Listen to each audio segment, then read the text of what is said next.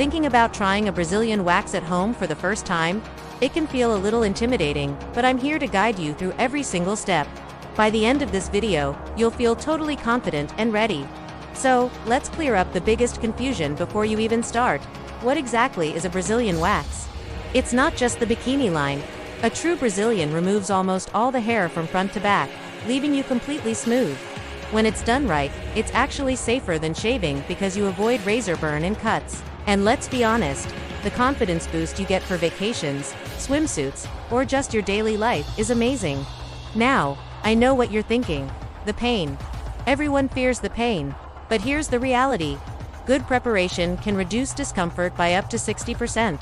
Things like staying hydrated, choosing the right wax, and even your posture can make a huge difference.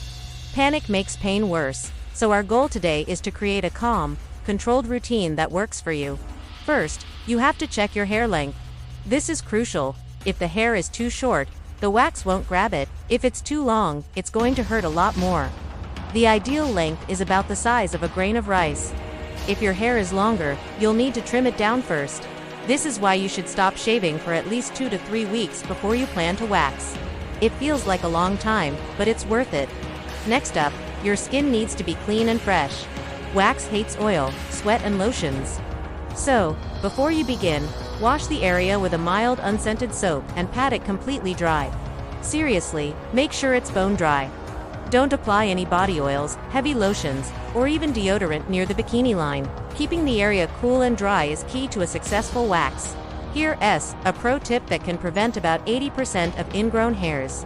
Gentle exfoliation 24 hours before you wax. Use a soft washcloth or a mild sugar scrub. This removes dead skin cells and helps the wax get a much better grip on the hair. Just remember, do not exfoliate on the same day as your wax. Your skin will be too sensitive. Give it that 24-hour buffer. Alright, let's talk about an optional but powerful step: pre-wax oil or powder. Beginners often underestimate this, but professionals swear by it. If you have dry skin, a very light layer of pre-wax oil creates a barrier, so the wax only sticks to the hair. If you tend to be sweaty or you live in a humid place, a light dusting of cornstarch or baby powder will absorb that excess moisture. Both options help the wax grip evenly and make the whole process more comfortable. Before you go all in, always test a small inconspicuous patch first. Your skin will tell you everything you need to know. This quick test lets you check the wax temperature, practice your pulling technique, and see how your skin reacts. It's also a great way to understand your personal pain level and build a little confidence before you tackle the more sensitive spots. Now, choosing the right type of wax is the #1 thing that trips up beginners. You'll mainly see hard wax and soft wax. For a Brazilian, especially for beginners, I highly recommend hard wax. Hard wax is designed for delicate areas. It hardens on its own, and you pull it off without a strip. Its magic is that it shrink wraps around the hair, not the skin, which means way less pain. Soft wax uses strips and is faster for large areas, like legs, but it's much stickier and can be trickier to handle down there. Stick with hard wax to start.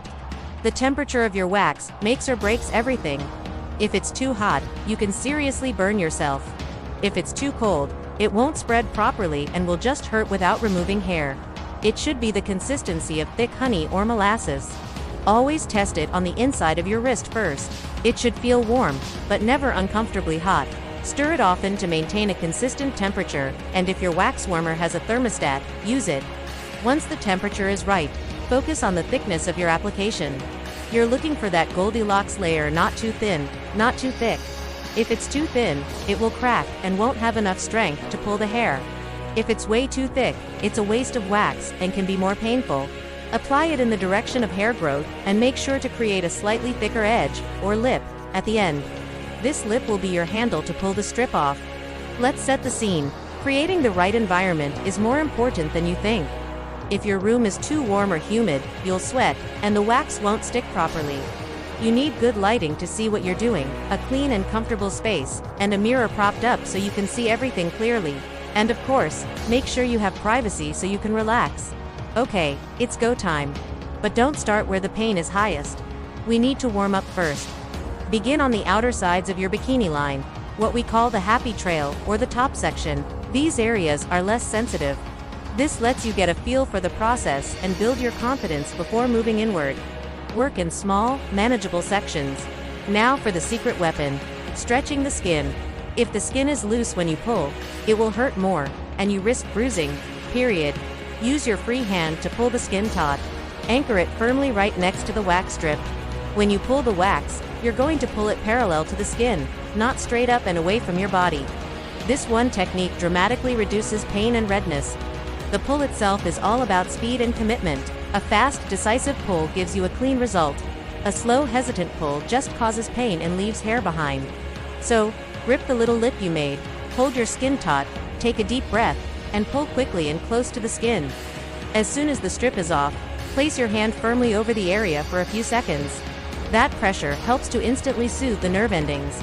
And that brings me to breathing. Tensed muscles feel pain twice as strongly. It's a natural reaction to clench up, but you have to fight it. Take a deep breath in as you get ready to pull, and then exhale sharply as you pull the strip. Keep your hips and leg muscles as relaxed as possible. Seriously, don't squeeze your legs together. Put on some music, distract yourself, and just breathe through it. A huge tip for smoother, cleaner results is to break larger areas into smaller strips. Don't try to wax a huge patch all at once. Working with small strips, about 1 inch wide and 3 inches long, gives you way more control, results in less pain, and reduces the chance of irritation or missed hairs. It takes more time, but the result is so much better. After a pull, you might see a few stray hairs left behind. Whatever you do, don't keep waxing the same spot over and over. That is the fast track to major irritation, lifting skin, and causing scabs. Instead, grab a clean pair of tweezers and pluck those stubborn few. Your skin's health is the priority. Once you're done, it's time for post-wax cleanup.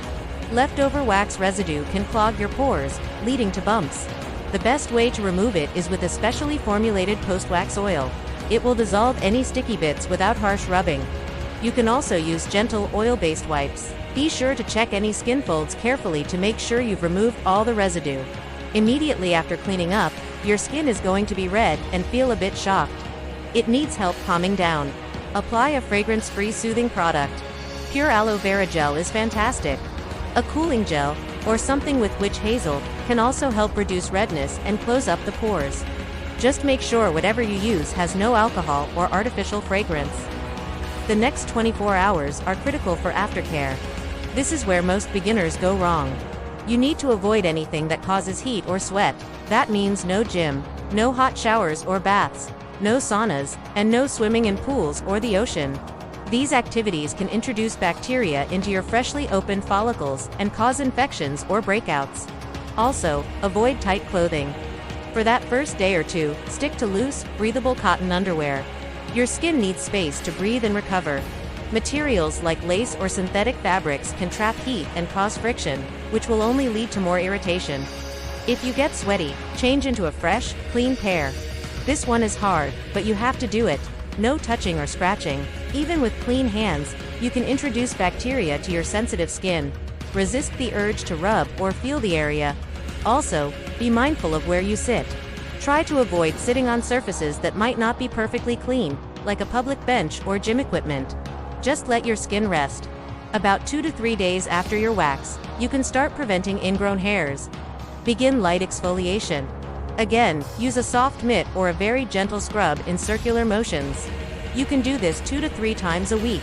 This keeps dead skin cells from trapping the new, softer hairs as they grow back in. Always follow up your exfoliation with a good moisturizer or oil. Speaking of which, post-wax maintenance oils are your best friend.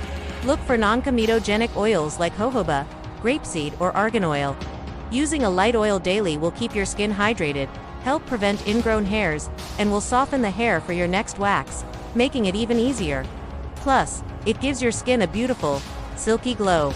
So, after all these tips, what is the one single mistake that causes 90% of irritation for beginners?